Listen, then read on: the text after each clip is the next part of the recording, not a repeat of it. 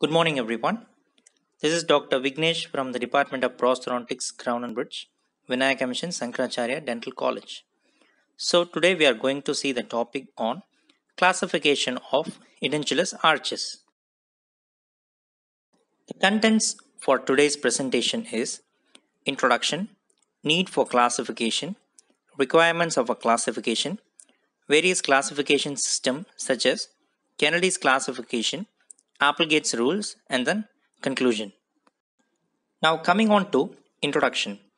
The prime purpose of a classification is to enable a dentist to clearly communicate to a listener, that is your fellow colleague or the lab person, to create many number of possible combinations of missing teeth and edentulous spaces. The classification aids in learning of the fundamentals of design. Now, what is the need for a classification? The classification should formulate a good treatment plan to anticipate the difficulties commonly occur for a particular design, to communicate with a professional about a case. What are the requirements of a classification? What does it take to formulate a classification? A classification should allow visualization of the type of partially edentulous that is being considered. It should allow differentiation between tooth supported and tissue supported partial dentures. It should serve as a guide to the type of design to be used, and it should be universally accepted. Now, coming on to various classification systems. There are n number of classification systems such as Kummer's, Kennedy's, Applegate Kennedy's, Bailin, Neuroher, etc., of which we are going to see the most important classifications, that is your Kennedy's, Applegate's Kennedy modification, and Applegate's rules. Now we'll see about Kennedy's classification. It is the most widely used method of classification. It was proposed by Dr. Edward Kennedy in the year 1923. It is based on the relationship of the edentulous space to the abutment teeth. So, he considered two factors to be used for the classification, that is your edentulous space and then the abutment teeth. Class 1 Kennedy classification is bilateral edentulous area located posterior to the remaining natural teeth. As you see in the picture, there is no natural teeth present posterior to the edentulous space. Class 2 is unilateral edentulous area located posterior to the remaining natural teeth. As you see in the picture, class 1 is bilateral and class 2 is unilateral. That is the difference between class 1 and class 2. Class 3 is unilateral edentulous area with natural teeth anterior and posterior to it.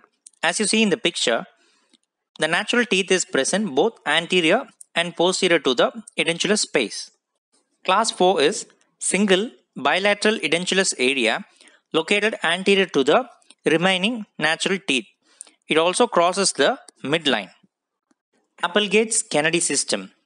It is a modification of the Kennedy system that was made by Applegate. It is based on the number and location of the remaining teeth and edentulous space. It takes into consideration the capabilities of the teeth which bound the spaces to serve as abutment for the prostheses. So, Dr. Applegate in the year 1960 attempted to expand the Kennedy system by adding class 5 and class 6. So basically class 5 and class 6 is Applegate's modification of your Kennedy's classification. Class 5 is edentulous area bounded anteriorly and posteriorly by the natural teeth, but in which the anterior abutment, that is your lateral incisor, is not suitable for the support. Class 6 is an edentulous situation in which the teeth adjacent to the space are capable of total support of the required prosthesis. Now coming on to Applegate's 8 golden rules. Applegate also provided the following 8 rules to govern the application of the Kennedy system. So, in order to apply the classification, you have to follow the Applegate's rules. So coming on to rule number 1, the classification should follow rather than precede extractions that might alter the original classification. So if at all there is a pre-prosthetic extraction, after the extraction only you have to do the classification. That is your rule 1. Rule 2 is, if the third molar is missing and not to be replaced, it is not considered in the classification. Rule 3 is, if the third molar is present and is to be used as an abutment, it is considered in the classification. Rule 4 is, if the second molar is missing and not to be replaced, that is, if the opposing second molar is also missing, is not considered in the classification. Rule 5 is, the most posterior edentulous area will always determine the classification. Rule 6 is, edentulous areas other than those determining the classification are referred to as modification spaces and are designated by their number. Rule 7 is, the extent of the modification is not considered. Only the number of additional edentulous areas are considered. Rule number 8 is, there can be no modification area in class 4 arches because any edentulous area lying posterior to the single bilateral area determines the classification. Now coming to the conclusion, if a single universally acceptable system of classification of partially edentulous dental arch could be taught and used, it would open avenues of communication throughout dentistry which is not presently available. So, if any one system were to be accepted for wide professional use, it would either favor Kennedy or Applegate-Kennedy system.